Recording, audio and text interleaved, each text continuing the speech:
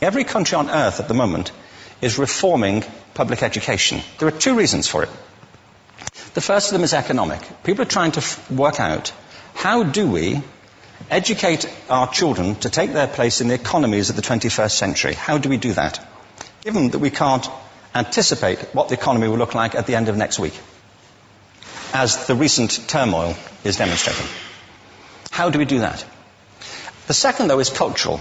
Every country on earth is trying to figure out, how do we educate our children so they have a sense of cultural identity and so that we can pass on the cultural genes of our communities while being part of the process of globalization. How do we square that circle?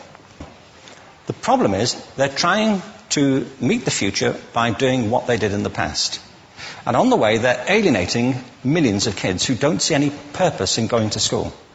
When we went to school, we were kept there with a story, which was if you worked hard and did well and got a college degree, you would have a job.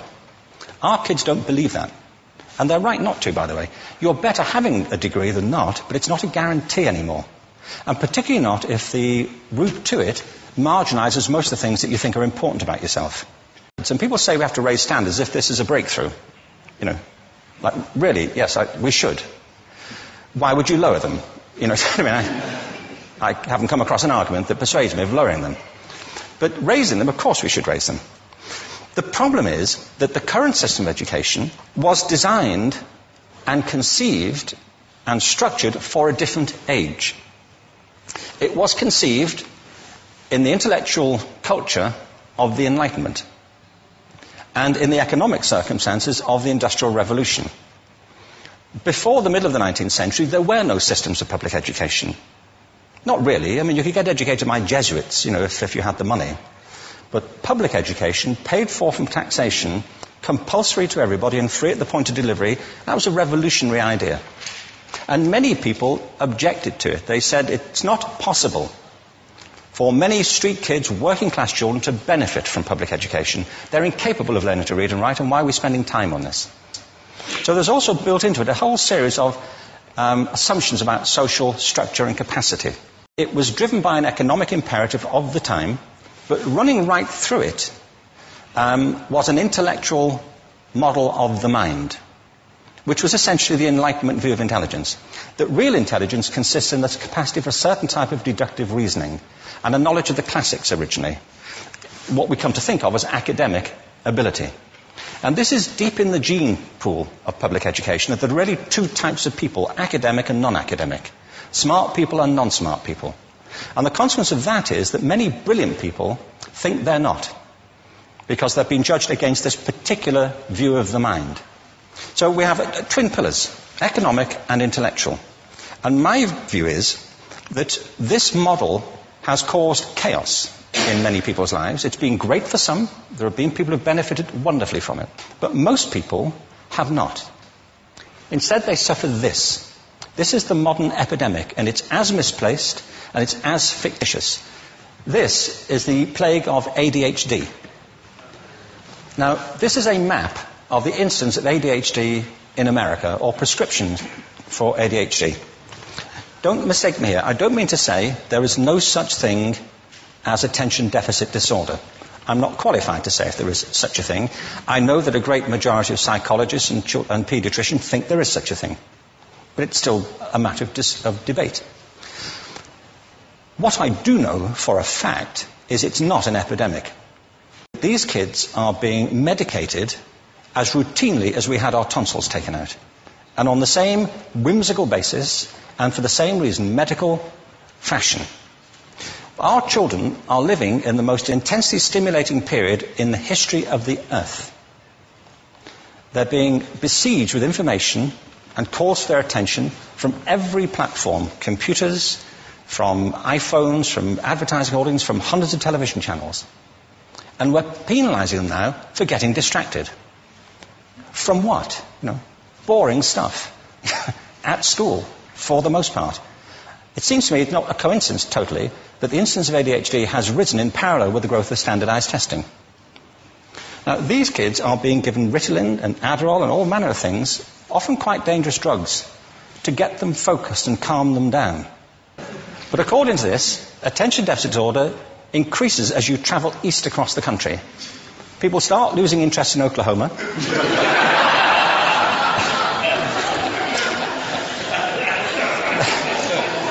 They can hardly think straight in Arkansas. And by the time they get to Washington, they've lost it completely. And there are separate reasons for that, I believe. It's a fictitious epidemic.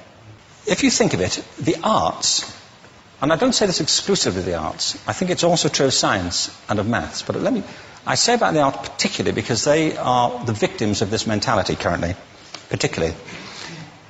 The arts especially address the idea of aesthetic experience.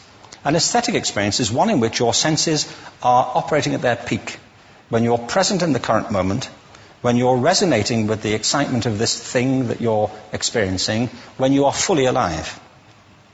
An anesthetic is when you shut your senses off and deaden yourself to what's happening. And a lot of these drugs are that. We're getting our children through education by anesthetizing them. And I think we should be doing the exact opposite. We shouldn't be putting them asleep. We should be waking them up to what they have inside of themselves. But the model we have is this. I believe we have a system of education that is modeled on the interests of industrialism and in the image of it. I'll give you a couple of examples. Schools are still pretty much organized on factory lines, ringing bells, separate facilities, specialized into separate subjects. We still educate children by batches. We put them through the system by age group. Why do we do that? Why is there this assumption that the most important thing kids have in common is how old they are? It's like the most important thing about them is their date of manufacture. You know what I mean? Well, I know kids who are much better than other kids at the same age in different disciplines, or at different times of the day, or better in smaller groups than in large groups, or sometimes they want to be on their own. If you're interested in the model of learning, you don't start from this production line mentality. It's essentially about conformity, and increasingly it's about that as you look at the growth of standardized testing and standardized curricula. And it's about standardization. I believe we've got to go in the exact opposite direction. That's what I mean about changing the paradigm. There was a great study done recently of divergent thinking. Published a couple of years ago. Divergent thinking isn't the same thing as creativity. I define creativity as the process of having original ideas that have value. Divergent thinking isn't a synonym, but it's an essential capacity for creativity. It's the ability to see lots of possible answers to a question, lots of possible ways of interpreting a question, to think what Edward de Bono would probably call laterally, to think not just in linear or convergent ways, to see multiple answers, not one. So, there are tests for this. One kind of cod example would be people might be asked to say, how many uses can you think of for a paperclip? Well, those routine questions. Most people might come up with 10 or 15. People who are good at this might come up with 200. And they do that by saying, well, could the paperclip be 200 foot tall and be made out of foam rubber? Does it have to be a paperclip as we know it, Jim? Now, there are tests for this, and they gave them to 1,500 people. This is in a book called Breakpoint and Beyond. And on the protocol of the test, if you scored above a certain level, you'd be considered to be a genius at divergent thinking. Okay? So my question to you is, what percentage of the people tested, of the 1,500, scored at genius level for divergent thinking? Now, you need to know one more thing about them. These were kindergarten children. So what do you think? What percentage at genius level? 80. 80, okay. 98%. Now, the thing about this was it was a longitudinal study. So they retested the same children 5 years later, ages of 8 to 10. What do you think? 50? They retested them again 5 years later, ages 13 to 15. You can see a trend here, can't you? Now, this tells an interesting story, because you could have imagined it going the other way, couldn't you? You start off not being very good, but you get better as you get older.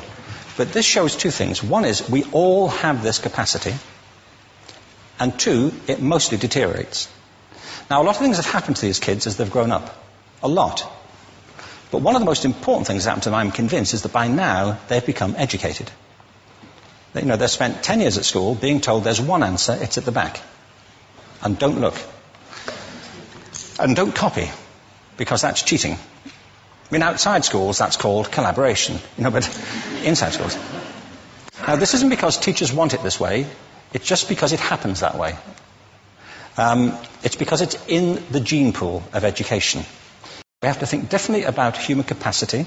We have to get over this old conception of academic, non-academic, abstract, theoretical, vocational, and see it for what it is, a myth. Secondly, we have to recognize that most great learning happens in groups, that collaboration is the stuff of growth. If we atomize people and separate them and judge them separately, we form a kind of disjunction between them and their natural learning environment.